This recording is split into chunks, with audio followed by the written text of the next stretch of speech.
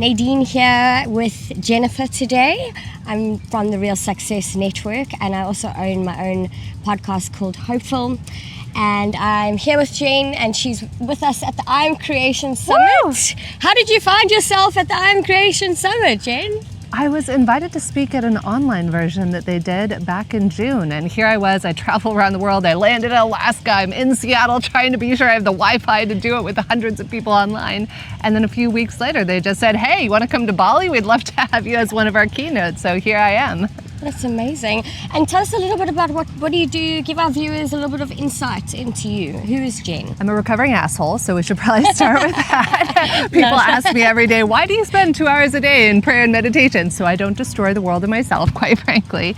But all kidding aside, I did have a wonderful opportunity for my growth. As a young adult, to me, when I was a little girl, Nadine, it was like you got a book on how to be a human being, and he and she got books on how to be human.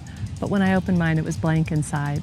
And that led to decades of misunderstandings, broken relationships, and most importantly, a broken relationship with myself. So after having almost an awakening, it's so ironic that Michael Beckwith, who was one of my very first teachers, he was one of my catalysts after a 7-year spiral into drugs, depression, bulimia, 3 suicidal attempts, and I found agape. And agape brought me back to myself, back to my soul. And not long after that, I got introduced to Kabbalah and transcendental meditation. And so now that's part of my practice is I have about 183 tools that I use at any moment to ground myself. And as I was giving the keynote this week, to help listen to the spark of light in my own soul and help every human being in the world reconnect to that spark of light within themselves. And once we've done that, we get to reflect it back to everybody we meet. That's so beautiful. Thank you for sharing that with me, and thank you for being vulnerable. Yeah.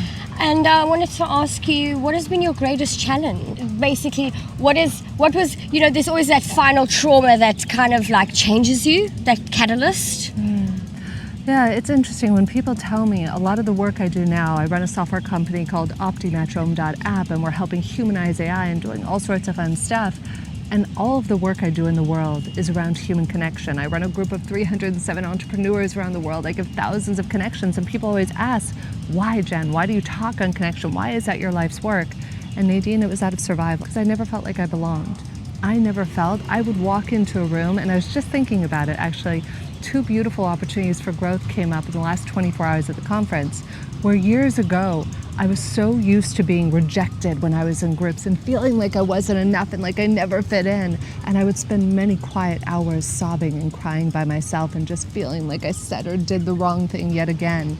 And there was a comment that was made to me by a gentleman yesterday. He made a comment offhand, and this is why the work of belonging to self first is so important, and loving yourself so you're not relying on other people. But simple little thing. So we're talking about the conference, and Caitlin happened to be next to me. We're preparing for the intro she's about to give me. And she walks away and he's like, yeah, it's really tough for Caitlin. She's just so attractive. I mean, I know it's not as hard for you, but it's I swear, he's like, I know you're still like attractive. Now that's like just his perspective. Years ago, that would have sent me spiraling into depression, shame, guilt, not enough. And I was like, cool, that's his truth. Let his truth be his truth. I love and accept myself.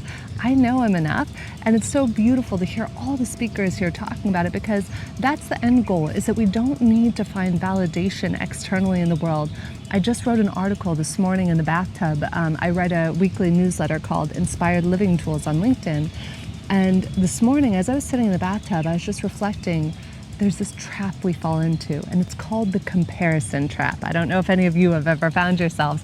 Here I am this weekend, and Michael's on stage, and another guy, Nick, who has no legs and 1 arm, and like he's just rocking it, right? Inspiring so many people. Yeah, he's like spoken for 4 years around the world with Tony Robbins.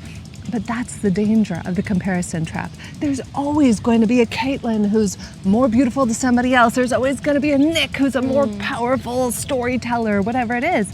But if you fall in that trap, you're going to spend your entire life feeling insignificant, not enough, not worthy, like you don't belong. So the secret to life, the secret to success, the secret to joy and happiness, belong to yourself first, and then you will belong wherever you are in the world. What wise words. I 100% agree with you, and I cannot wait to hear more on this. I'm sure that we're going to connect after this, and this is not the end of our journey either. Tell me a little bit about your vision and how you'd like to impact the world. I love it. I actually have this saved on my phone. I highly encourage everybody to do this. My business coach inspired this. And so there are 3 things I have saved on my cell phone screensaver. The first is connection and contribution.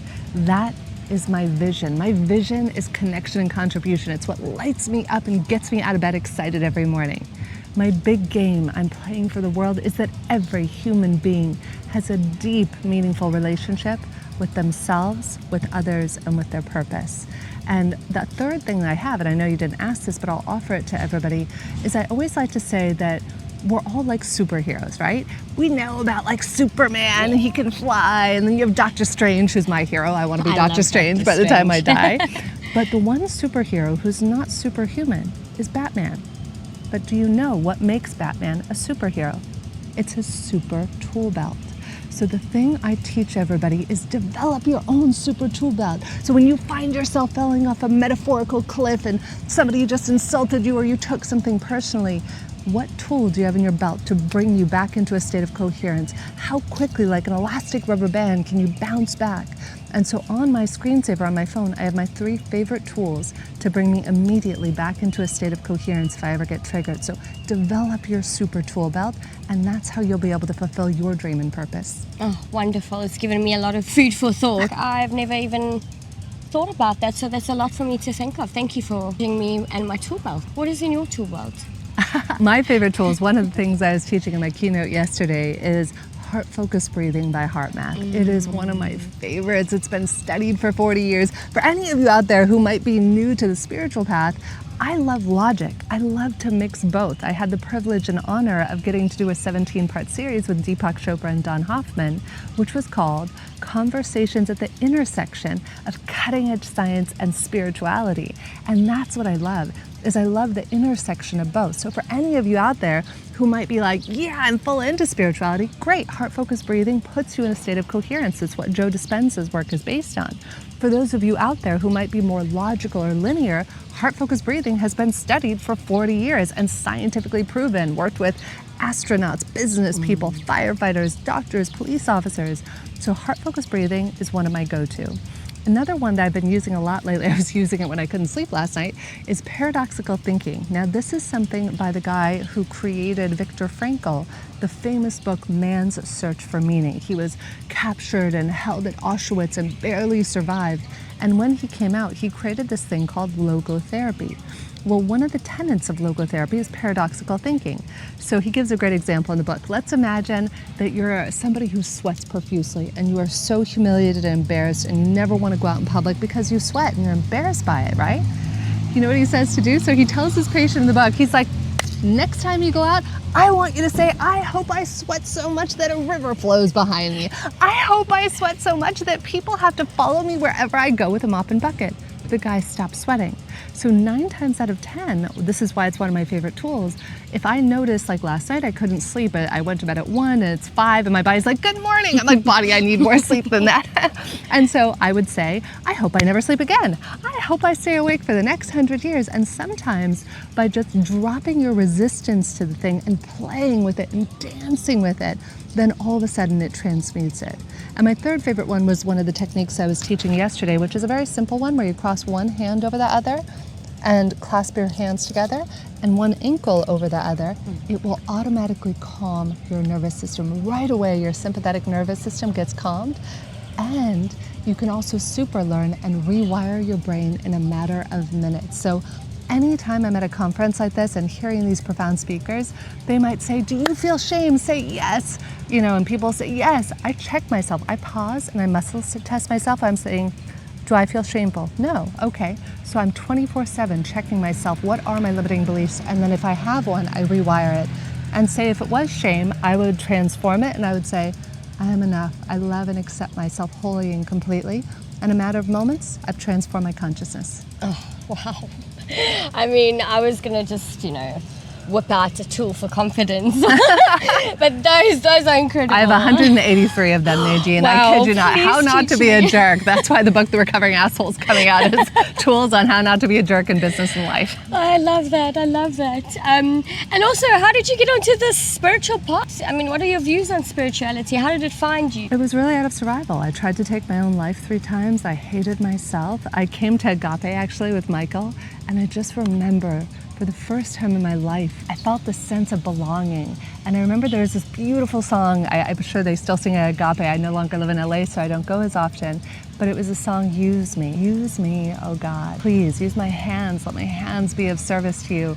So that really was a catalyst. And then it's an everyday choice. It's an ongoing process because I know we're all human, right? Even if you're the most enlightened human in the world, you still are gonna have emotions. You might feel sadness, anger, upset. The only question is how quickly can you bounce back? So that's why it's been a 20-year journey for me, why I don't miss a day of meditation. I'm uncompromising on it. I meditate every day. I don't engage with people. I do Qigong every day. And it's all been out of survival and out of necessity because if I don't do that, I'm angry, sad, reactive. I'm not my best self and I don't get to show up well for my husband, my mom, my friends, my business partners.